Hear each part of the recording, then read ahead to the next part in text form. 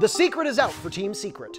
Once one of the worst performing teams in EU, they've turned things around, and fast. After finishing second to last in Stage 1, Secret have reinvented themselves into the number 2 team in Europe. Let's dive into the numbers of Secret's EU League struggles and successes, starting with how they got here in the first place. We're going to flash back to Challenger League Season 11, when Team Secret actually had a completely different roster at the time. The core of Team Secret's current roster played as Orglis back then, and featured Prano, Drvn, Hife, KS, and Expo.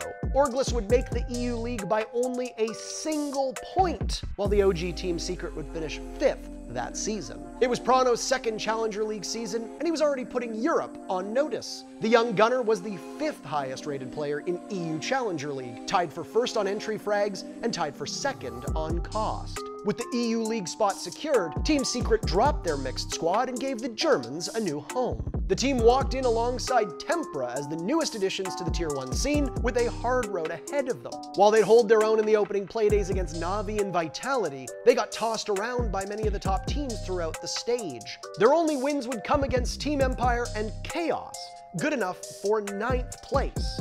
Despite the hard times, Prano's performance was spectacular. He was the number 3 rated player and led the league in KD and opening kills. He and Drvn topped the scoreboard for Secret, while KS and Expo struggled and were ultimately dropped at the end of Stage 1. Secret restocked with Shate and made British hotshot Pacbull their new in-game leader for Stage 2. Since then, the team has been electric to watch, taking down the likes of G2 and Rogue to open things up.